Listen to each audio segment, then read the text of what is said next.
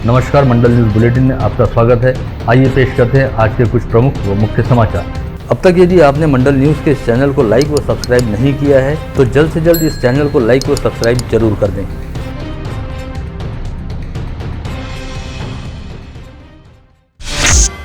शहर पुलिस आयुक्तालय के सभागार में बुलाई गई पत्रवार्ता में स्थानीय मीडिया के साथ बातचीत करते हुए राज्य के अतिरिक्त पुलिस महासंचालक राजेंद्र सिंह द्वारा कहा गया कि अमरावती शहर में जब तक स्थिति पूरी तरह से सामान्य नहीं हो जाती तब तक कर्फ्यू को जारी रखा जाएगा। इसके तहत आगामी शनिवार तक रोजाना दोपहर 2 से 4 बजे तक केवल 2 घंटे के लिए जीवनावश्यक वस्तुओं की खरीदारी हेतु कर्फ्यू में ढील दी जाएगी। वहीं रविवार को हालात की समीक्षा करते हुए सोमवार 22 नवम्बर से कर्फ्यू हटाने के बारे में निर्णय लिया जाएगा। कर्फ्यू के उठाने के बारे में सीपी अमरावती डिसाइड करेंगे। कल से ही हमने उसको रिलैक्सेशन देना शुरू कर दिया था। आज भी रिलैक्स्ड है 2 घंटे का, कल फिर रिलैक्सेशन दिया जाएगा। ऐसे टाइम बढ़ाते जाएंगे और यदि सब बिल्कुल एकदम परिस्थिति शांत रही तो शायद अगले हफ्ते तक कर्फ्यू पूरी तरह से उठ जाना चाहिए, ऐसा हमारा अंदाजा है। इस पत्रवार्ता के दौरान विगत शुक्रवार व शनिवार को घटित हिंसक वारदातों की विश्लेषणात्मक जानकारी देते हुए एडीजी राजेंद्र सिंह ने कहा कि उन घटनाओं के चलते शहर में अब भी माहौल काफी हद तक तंग है। हालांकि चारों ओर शांति है, लेकिन अभी हालात इतने सामान्य नहीं हुए कि कर्फ्यू को तुरंत हटा लिया जाए। ऐसे में इस कर्फ्यू को शनिवार 20 नवम्बर तक यथावत रखा जाएगा और रोजाना दोपहर 2 से 4 बजे तक जीवनावश्यक वस्तुओं की खरीदारी के लिए कर्फ्यू में ढील दी जाएगी। वहीं आगामी 3 दिनों तक अमरावती शहर में इंटरनेट भी बंद रहेगा ताकि सोशल मीडिया पर किसी भी तरह की कोई अफवाहें न फैल पाए। इंटरनेट शुरू में 3 दिन के लिए बंद किया गया है और इंटरनेट बंद के बारे में जैसे मैंने पहले ही बताया, जल्दी ही इसके ऊपर डिसीजन दिया जाएगा।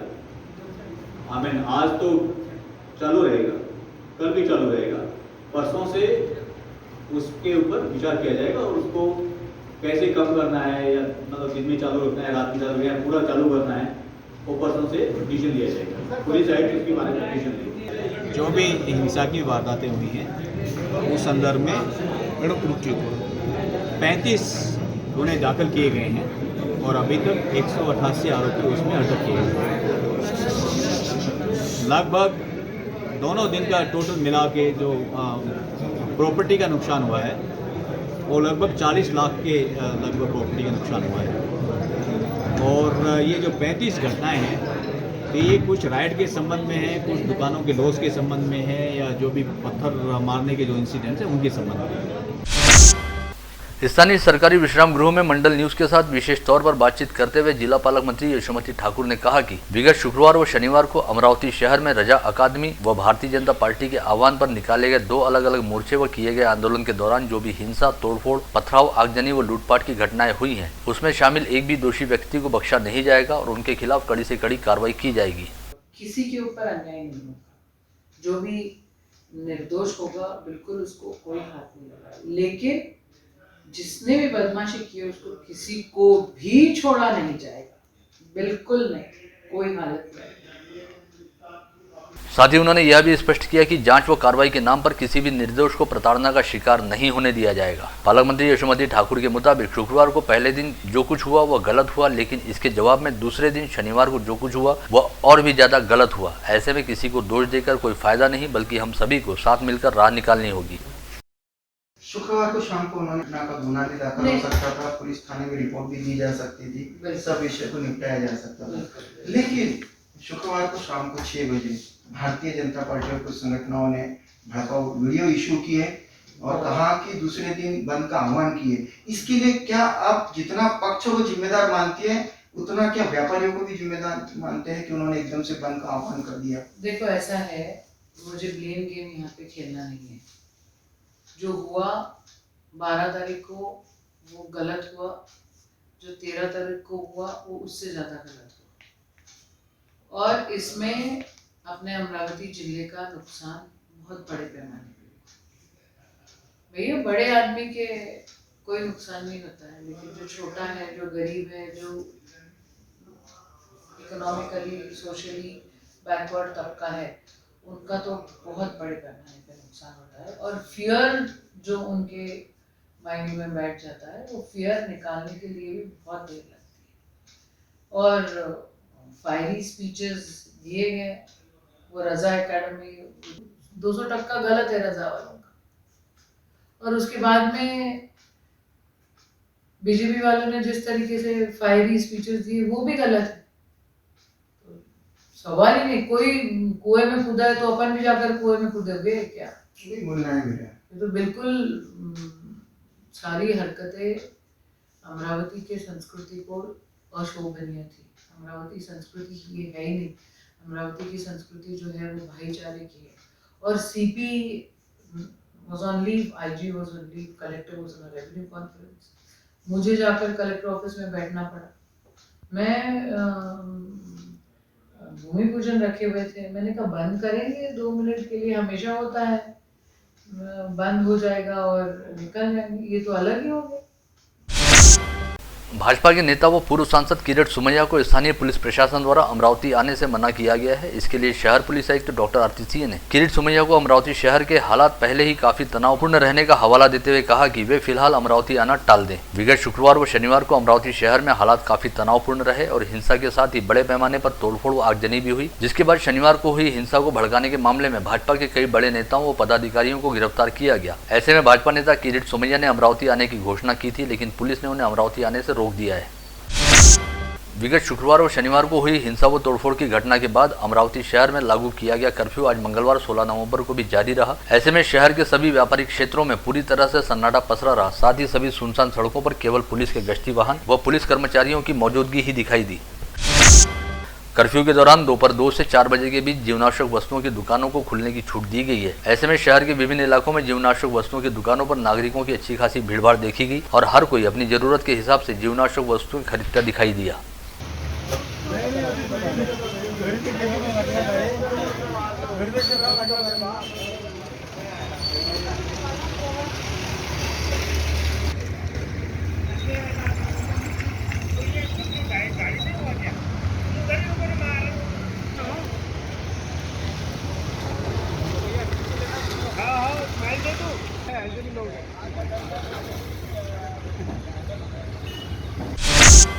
वहीं विगत शुक्रवार और शनिवार को अमरावती शहर में हुई हिंसक वारदातों के मद्देनजर जिला ग्रामीण पुलिस द्वारा विगत रविवार 14 नवंबर को जिले के सभी तहसील व ग्रामीण क्षेत्र में कर्फ्यू लागू किया गया था, जिसमें से अंजनगांव सुरजीत तहसील को छोड़कर अन्य सभी तहसीलों में सोमवार की सुबह कर्फ्यू को खत्म किया गया। साथ ही संवेदनशील माने जाते अचलपुर तहसील के अचलपुर व परतवाड़ा शहर एवं देवमाली व कांडली ग्राम पंचायत क्षेत्र में रात्रिकालीन कर्फ्यू जारी रखा गया। यह स्थिति आज दूसरे दिन भी जारी रही। ऐसे में आज मंगलवार 16 नवंबर को अंजनगांव सुरजीत तहसील में संचारबंदी की वजह से पूरी तरह सन्नाटा रहा। वहीं सोमवार के रात्रिकालीन कर्फ्यू के बाद परतवाड़ा व अचलपुर शहर में आज तनावपूर्ण शांति देखी गई।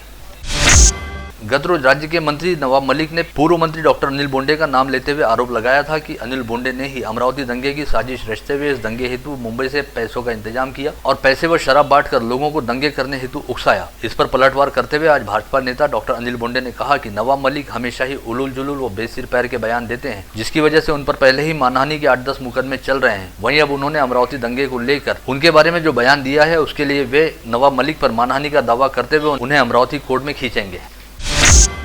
विगत शुक्रवार और शनिवार को अमरावती शहर में हुई हिंसा व तोड़फोड़ की घटना को लेकर कुछ लोगों द्वारा जिला पालक मंत्री यशोमती ठाकुर से नैतिकता के आधार पर इस्तीफा दिए जाने की मांग की जा रही है, जिसे पूरी तरह से हास्यास्पद बताते हुए शहर के कई नेताओं ने कहा कि पालक मंत्री यशोमती ठाकुर द्वारा किए गए प्रयासों की वजह से ही शहर में हालात काफी हद तक नियंत्रित हुए हैं। कांग्रेस के जिलाध्यक्ष बबलू देशमुख, विधायक बलवंत वानखड़े, पूर्व मंत्री डॉक्टर सुनील देशमुख, पूर्व विधायक वीरेंद्र जगताप, कांग्रेस के शहराध्यक्ष बबलू शेखावत, राकापा के जिलाध्यक्ष सुनील वराडे, शिवसेना के जिला प्रमुख दिनेश बुब, मनपा पार्षद मिलिंद चिमोटे, जिला बैंक के संचालक हरिबाबू मोहड़ तथा पूर्व महापौर पार्षद बिला सिंगोले द्वारा यहां जारी की विज्ञप्ति में कहा गया कि जिला पालक मंत्री यशोमती ठाकुर द्वारा विगत 2-3 दिनों से शहर से जिले में शांति बनाए रखने हेतु अथक प्रयास किए जा रहे हैं और उन्होंने ही प्रशासन की सहायता से हालात को पूरी तरह से नियंत्रित किया, किंतु कुछ नौटंकीबाज नेता वीडियो कॉल के जरिए पालक मंत्री के इस्तीफे की मांग कर रहे हैं, जो पूरी तरह से हास्यास्पद है।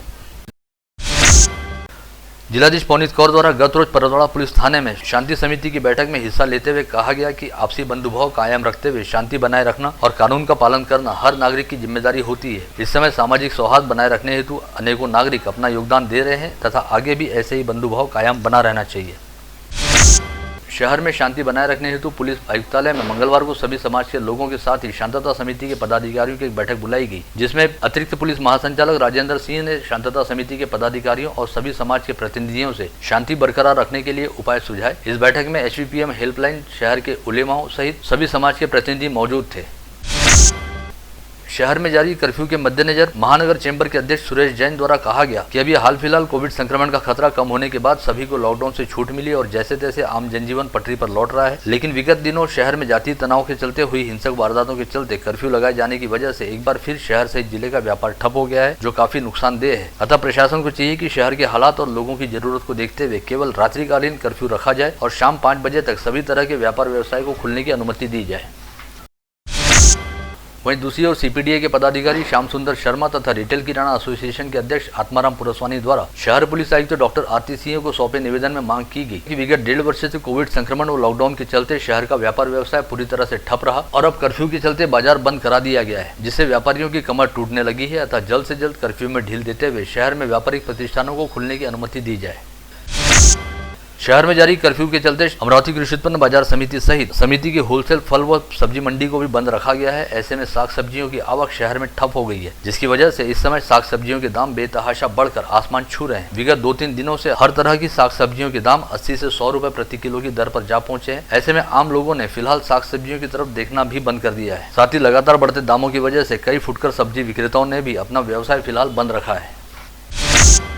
विगत शनिवार से लागू की गई संचारबंदी व इंटरनेट बंदी के चलते पिछले 4 दिनों से अमरावती शहर से जिले में आम जनजीवन काफी हद तक अस्त व्यस्त हो गया है और लाखों करोड़ों रुपयों का व्यवहार ठप रहने के साथ साथ ऑनलाइन पढ़ाई लिखाई व सभी तरह के कामकाज पूरी तरह से रुक गए हैं। उल्लेखनीय है कि इन दिनों इंटरनेट का जीवन के सभी क्षेत्रों में अच्छा खासा दखल है और इंटरनेट के बिना जीवन की कल्पना भी नहीं की जा सकती, क्योंकि अब व्यापार व्यवसाय सहित पढ़ाई लिखाई और सभी तरह के सरकारी व निजी कामकाज ऑनलाइन होने लगे हैं। साथ ही बैंकिंग व्यवसाय पूरी तरह से इंटरनेट पर ही निर्भर होता है, किंतु विगत शनिवार से आज मंगलवार तक लगातार 4 दिन इंटरनेट पूरी तरह से बंद है। ऐसे में ऑनलाइन कामकाज पूरी तरह से ठप हो चुका है और लाखों करोड़ों रुपयों का ऑनलाइन लेन देन रुका हुआ है। विगत शनिवार को अमरावती शहर में पैदा हुई बलवे वाली स्थिति के बीच छत्रपुरी बालाजी खिड़की परिसर स्थित शनि मंदिर पर उग्र भीड़ द्वारा धावा बोला गया था, जहां पर मंदिर के प्रवेश द्वार पर तोड़फोड़ करने के साथ ही मंदिर के पुजारी संजय शर्मा व दीपक शर्मा पर तलवार से वार किया गया था। इन दोनों पुजारियों की हालत फिलहाल खतरे से बाहर है और उनके स्वास्थ्य में काफी तेजी से सुधार हो रहा है। आज सुबह से पूरे शहर में संजय शर्मा के स्वास्थ्य को लेकर विभिन्न तरह की अफवाहें फैलनी शुरू हुई थी, किंतु इन दोनों पुजारियों की हालत पूरी तरह से ठीक है। अतः अफवाहों पर किसी भी तरह से ध्यान नहीं दिया जाना चाहिए। जिले में आज एक व्यक्ति कोविड संक्रमित पाया गया। इस समय जिले में कुल 11 एक्टिव पॉजिटिव मरीज है, जिनमें मनपत क्षेत्र के 8 तथा ग्रामीण क्षेत्र के 3 मरीजों का समावेश है। इसमें से इस समय 2 मरीज कोविड अस्पताल में भर्ती हैं तथा मनपत क्षेत्र में 8 तथा ग्रामीण क्षेत्र में 1 मरीज को होम आइसोलेशन में रखा गया है।